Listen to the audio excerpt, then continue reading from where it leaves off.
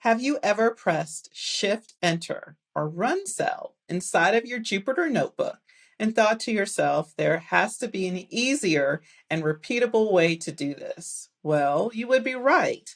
And the answer you're looking for is called a pipeline. The data collection and preparation phase of machine learning consists of many steps: imputing missing data, handling outliers, understanding correlations, feature engineering, encoding, algorithm experimentation, and more. When training a model to predict the cost of homes, we did each step individually and sometimes even repeated steps when experimenting with a different learning algorithm on the same dataset. Can you imagine supporting a production machine learning system this way? You'd want to use pipelines instead. Pipelines allow you to assemble all the steps of your machine learning workflow together. This assembly helps to streamline the workflow by grouping and automating our data preparation, training, evaluation, tuning, and deployment steps. There are many benefits to incorporating pipelines into your process. First, pipelines allow you to encapsulate your code for easy reuse. During the process of training a model to predict the cost of homes, we experimented with multiple learning algorithms: linear regression, random forest regressor, and XGBoost, to identify which one would perform better on our dataset. We called the fit function multiple times and executed each code block independently.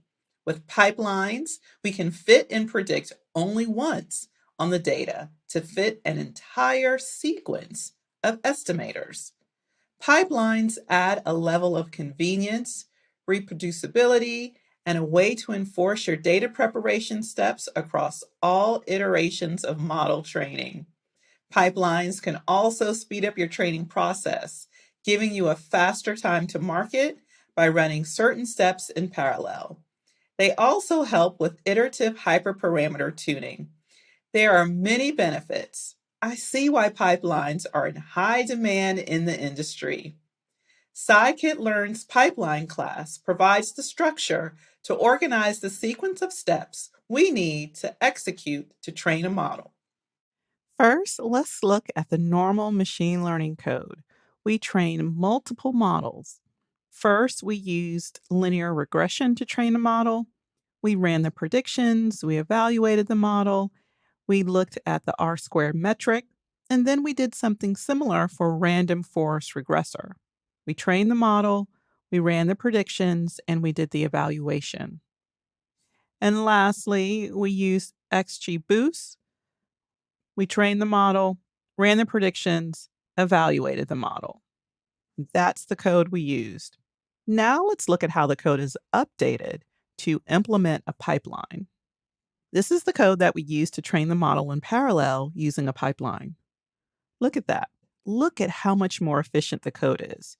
And when you see the code in action, you'll see how much faster the training process becomes because we can execute 3 training jobs in parallel.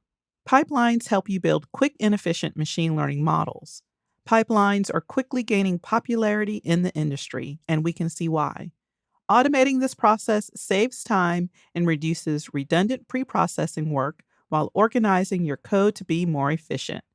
Now let's see pipelines in action.